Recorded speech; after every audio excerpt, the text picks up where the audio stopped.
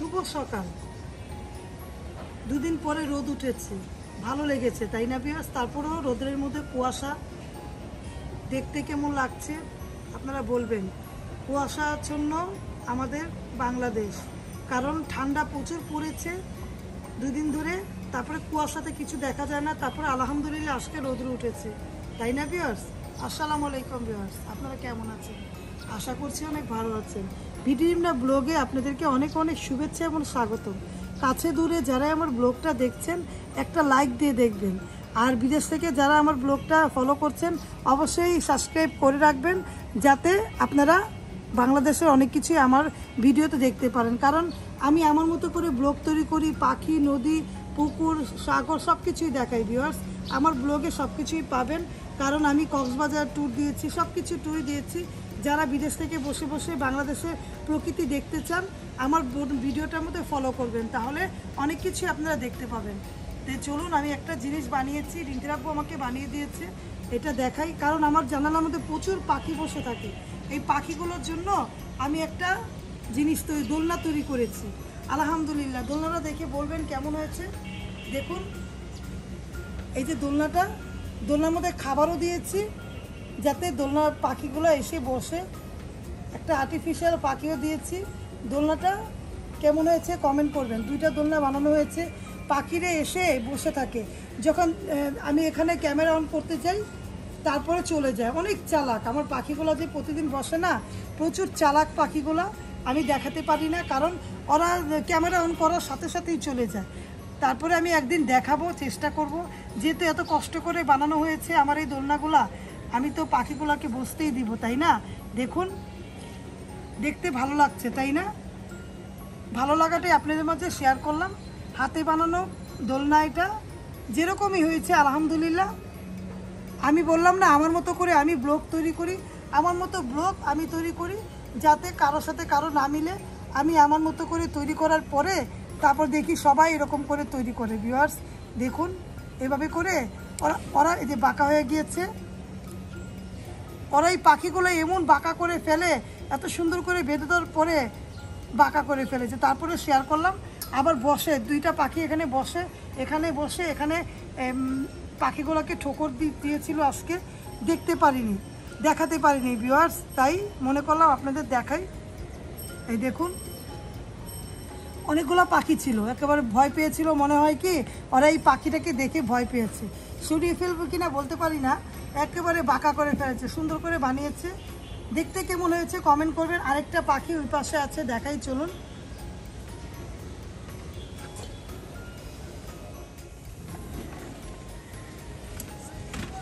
এই যে আরেকটা পাখি, এটাও কেমন হয়েছে কমেন্ট করবেন। কোনটা বেশি সুন্দর হয়েছে তাও কমেন্ট করবেন ভিউয়ার্স।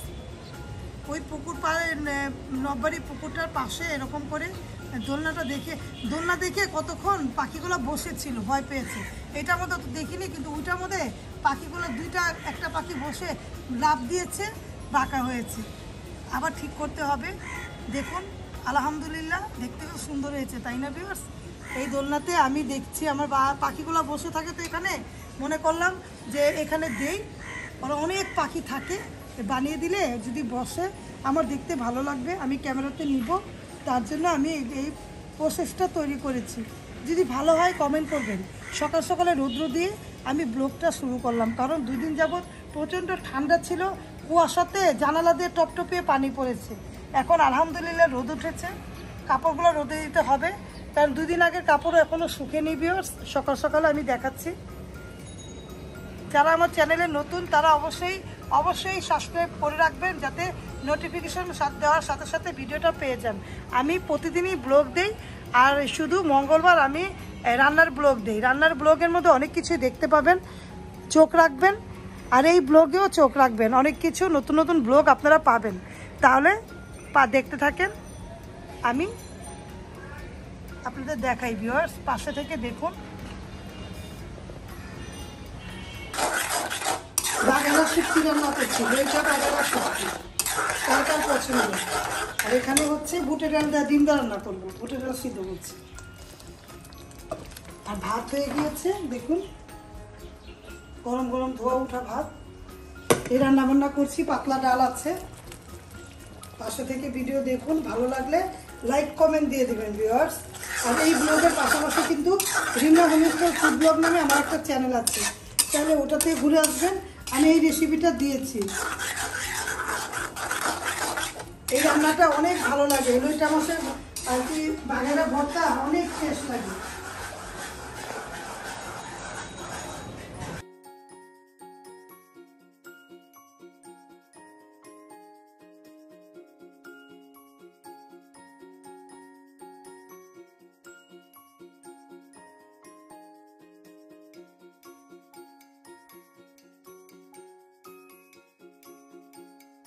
ভিউয়ার্স, বাইরে মোটামুটি ঠান্ডা, আজকে ওরকম ঠান্ডা নাই। রায়ানও আজকে সোয়েটার পরেনি। আজকে মা রান্না করেছি কি দেখুন, সালাদ রান্না করেছি। এই যে সালাদটা খেলাম, এখানে রান্না করেছি ইয়ামি তেহারি, দেশি মুরগির তেহারি, ধোয়া উঠানো তেহারি, গরম গরম ধোয়া উঠতেছে একদম দেশি, একেবারে পুরো দেশি, অথেন্টিক দেশি। পুরাটাই দেখতে কেমন হয়েছে, অসাধারণ। পিয়া পিয়া, হ্যাঁ, পুরো এরকম করে কালার তেহারিটা আমার অনেক পছন্দ হয়েছে। সাদা মানে সাদাটা করে আমার ভালো লাগে, মার হাতেরটা এরকম দেশি এরকম করে একটু মিডিয়াম করে পিস দিয়েছি। এখানে রয়েছে সালাদ। এটা হইলে আর কি লাগে, ঠিক না? আর কি লাগে, আর কিছু। আমার ছেলের অনেক পছন্দের একটা খাবার, ইয়াম্মি খাবার। রায়ানের ঘুম ধরেছে। রিন্দ্রা বড় রায়ানের অনেক পছন্দের খাবার। তাহলে আমি আজকের মতো ভিডিওটা শেষ করে দিব। যদি আমার ভিডিওটা ভালো লাগে লাইক কমেন্ট শেয়ার করবেন, সাথে থাকা বেল আইকনটা ক্লিক করে দেখবেন। আপনারা আমাদের জন্য দোয়া করবেন, ভালো থাকবেন, সাবস্ক্রাইব করে দেখবেন ভিউয়ার্স। আল্লাহ হাফেজ, আসসালামু আলাইকুম। আসসালামু আলাইকুম।